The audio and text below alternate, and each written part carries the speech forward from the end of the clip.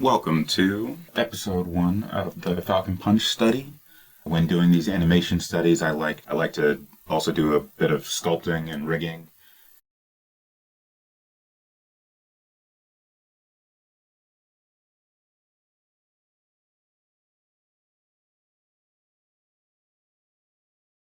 One tool I would highly recommend is this adjustable mannequin by Vertex Arcade. I am neither sponsored nor affiliated in any way. This is simply a tool that I've benefited from greatly and would recommend anyone looking to make humanoid shapes use. I will say the user experience of this has a lot left to be desired. For instance, to apply the armature so that you can then sculpt requires you to know how to apply shape keys, which you'll see me pausing here just to know that this is where you need to go after being in pose mode and understanding how to pose blend shapes. This is definitely a tool that assumes you have an intermediate to almost advanced understanding of Blender and some intricate inner menu interactions. Still, great tool. I hate sculpting hands. I love being able to modify and create humanoid shapes with almost not no effort, but there are these nice sliders.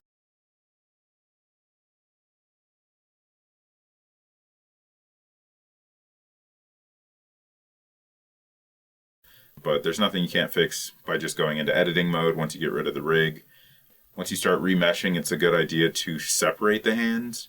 I'd recommend hopping into edit mode, pressing the L key, grabbing all the hand bits and separating them out into a different mesh.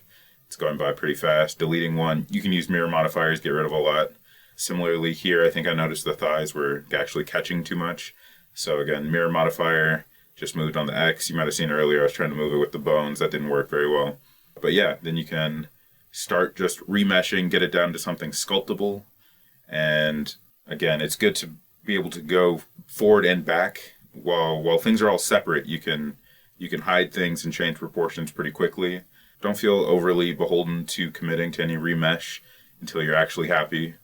Also, using a reference is highly advisable.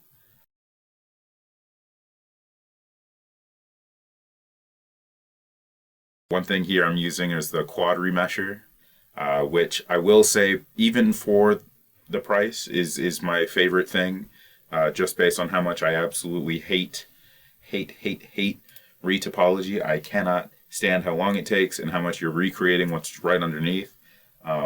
Looked into alternatives. There's a lot of good remeshing tools out there, still fairly time consuming, and also considered, bringing some of my workflow out of Blender into something with a bit more native support for remeshing like ZBrush.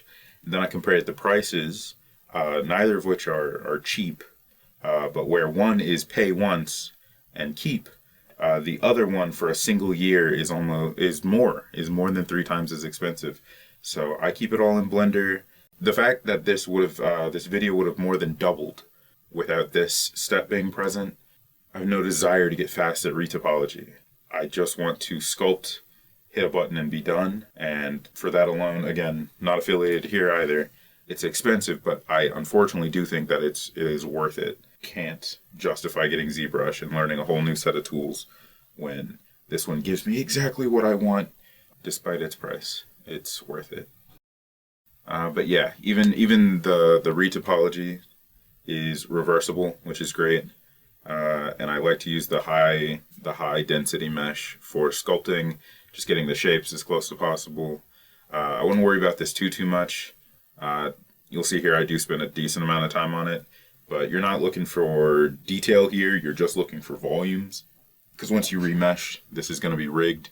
You don't want any of this to be necessarily baked in the geometry. So get shapes about what you want. The hands are a separate object. Look at your reference. Yeah. Make good use of the edit with proportional editing when you're doing things. I probably could have pushed the quad count even lower. I still didn't have the normal mapping figured out here, but quad count wasn't terrible. Here, I think I start Yeah. So I'm separating out each bit of the clothing. So the belt, the armband. I'm gonna, once I do the hand, I'll also make the full like glove. I'm also taking careful consideration just looking at the legs. I'm not even gonna model pants really. I don't need to model clothes. He's wearing a tight outfit, so I don't need to, separate anything. The body just will be the clothes really. But yeah, based on material, I'm separating things out so that I can make sure to UV unwrap them pretty successfully, both for normals. Mainly for normals, but also just to have a. That's pretty much the only reason I UV unwrap. No, that, and so I do like to have everything in one material, and having a good UV map helps me assign vertices without having to worry about like vertex groups. It's a little more visual, which is good.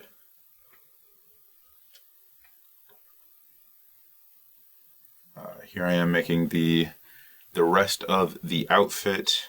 The helmet wasn't too bad. This part, very low poly, pretty easy, very simple. I'm using the older model than the Smash Ultimate model because a lot of the colors are a bit. I don't think they pop as strong with the model I'm aiming for, which is a little retro, a little more low poly. I'm using a shrink wrap here. I'm trying to play with getting what was just polygonal modeling to look a little more realistic. Not even realistic, but like on the surface. And I think shrink wrapping is a pretty easy way. Again, because I separated everything, I can just assign them all to the same material. It's all emission. It's all just directly color picked straight off the reference image. Breaking the face up isn't too bad. I think I break that off the rest of the body as well. Apply a different material to the bit that should be skin. There's not a lot of skin showing. And here I am starting to UV unwrap. Again, this is primarily for normal editing in a second. And you'll see it's also helpful to have one clean like base color sheet. I've recommended a good number of add-ons. You won't see anything pop up here for the UV stuff because in my experience, it's better to just know to press Alt, left click, select a full edge, and then scale, and then whatever axis you want to be flat, so X or Y, and then press 0, flattens, and then pinning. It's better just to mark an edge and unwrap. Don't even worry about project from view unless you're doing something with normals. But when you're just trying to get something nice and clean, here, if you just pin stuff, get it normally in the shape you want, and then use the relax brush. So that's the whole top, and that's, I believe, the pant leg. And because of my marked edges, it's very easy to get something reminiscent to a square. The head was a little more difficult because it wasn't easier to put an edge on due to its already like pretty non-manifoldness, whatever.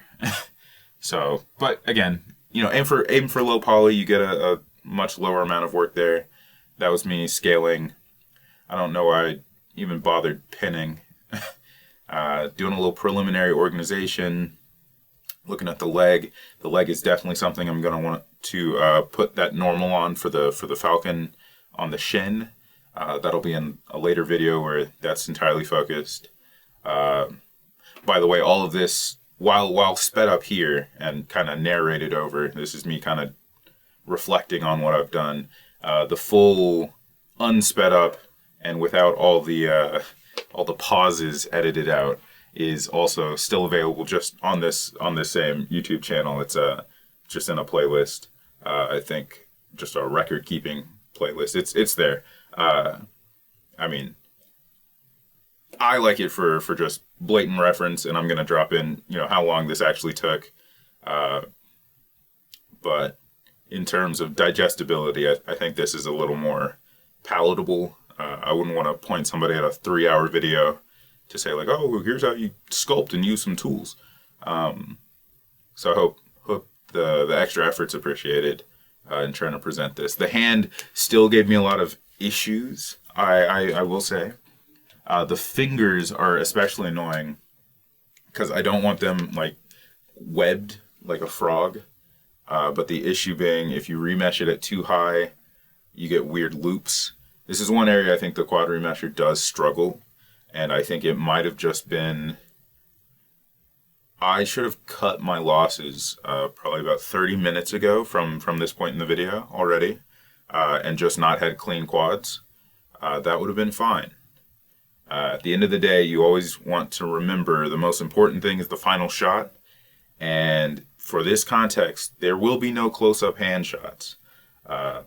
And so I think, you know, in addition to going through this and kind of reflecting on what I'm doing, recognizing areas where even I should and could be improving is important. I cut out all the bits where I'm not physically at the computer, where I'm taking a break, but this is good for both of us to kind of reflect on what is ostensibly, even at like 8 times the speed,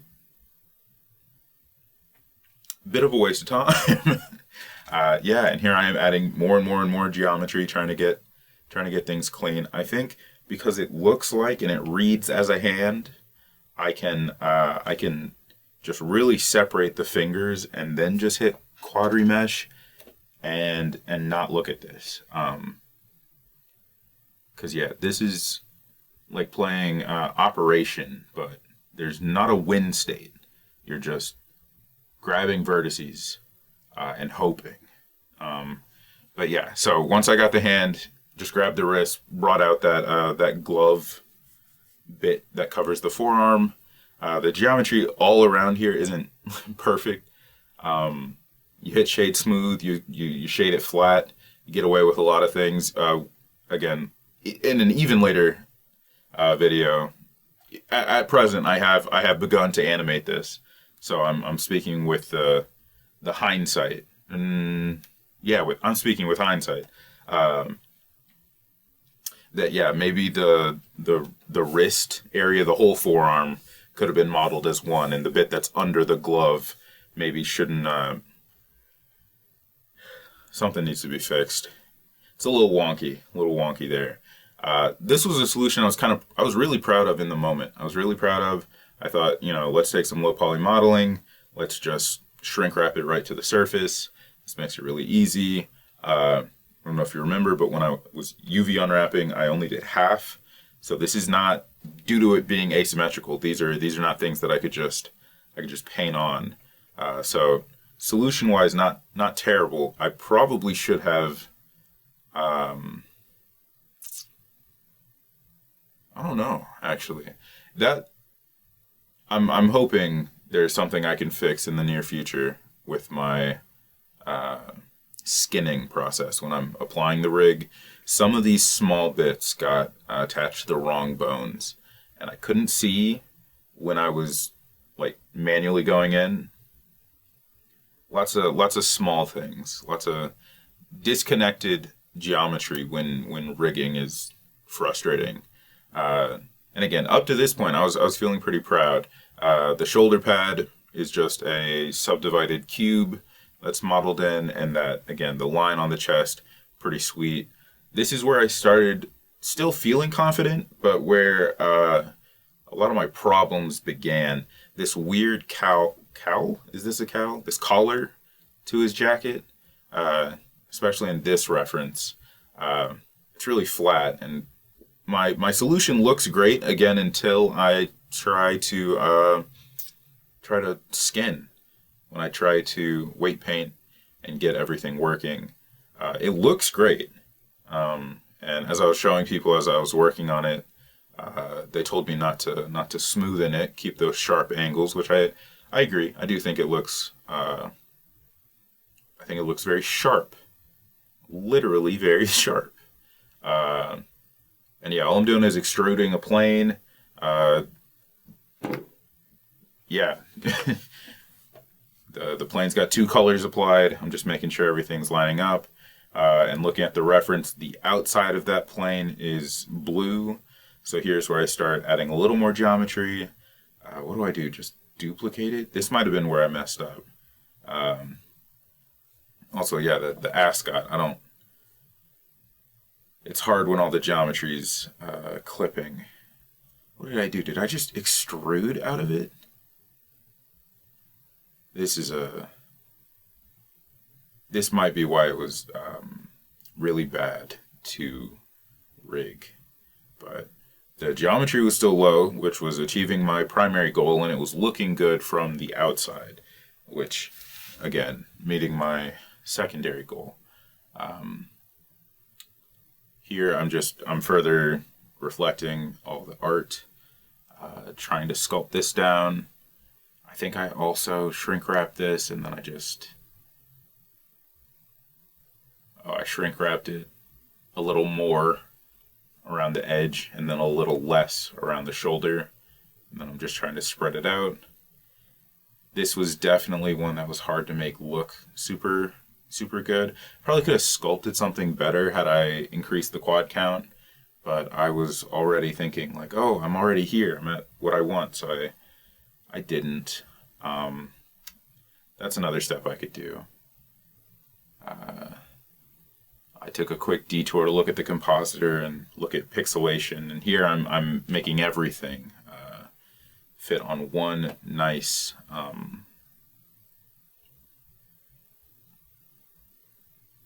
UV map. So they're all being projected into one space so that I can manipulate all their textures at once, and I can join them all. I keep them separated as I'm modeling and as I'm getting things going. But yeah, for normals and so that I can treat it all as one object with one material applied, it's good to have just a mapping where you can see everything. So everything can share a material. And you'll see when I play with shaders in a later video why that's really helpful. So I don't have to apply the same like material group to 7 different materials. I can just use one material for the whole of him. Hands always come out weird. I thought about making it look a little better, but decided against. And yeah, basically you got the top body, the lower body, right next to, as best as possible, I try and keep things organized, but there's also a good number of things that I just don't need to put normal maps on, so I don't need to care about super hard. Here, as I'm UV unwrapping, I probably should have, more than anything, because there's no UV necessity here for normals. So this and the hands are areas where I think I wasted way too much time trying to solve a problem that wasn't really there. Like it was. The UV unwrap was awful. But because I don't need the UV unwrap for this, I don't think I needed to spend so much time attempting to remesh what was working, if not in that way. And tried to make it manifold, tried to find some way to remesh. Absolutely choked it. Did not deliver on this one. It's always the really simple geometry that you make that takes up even longer. So again, this for reference is maybe, what's that say, like 100 faces, maybe, if I'm reading correctly. Yeah, had I actually had to sculpt the whole body, had I actually had to retopologize the whole body, this entire part of the project would have taken so much longer, because I'm oh no yeah, this is not a good look. This is not a good look for me.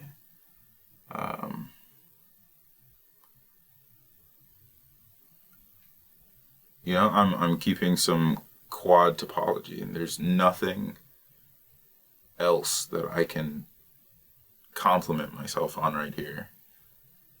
What a monumental waste of time. I think what happened, and if I'm remembering correctly, this was a week ago, I believe the original mesh got deleted. I'm usually, going forward, I'm really good at like leaving a copy of things before, and now look at that. That's not even low poly anymore. What am I doing? Excellent. Excellent. All this just to UV unwrap and do what? Nothing, right? You really just need, the UV mapping is just like a separate space to hold the vertex colors, and in like a visual way. It, again, for the places where you'll see the normals added, which will be like the pec muscles and the abs especially, and the shins, it's good to have like a big space that you can get a good normal projected onto. For the rest of this, where it's all flat colors by design, I picked a very simple style by design. Yeah, I'm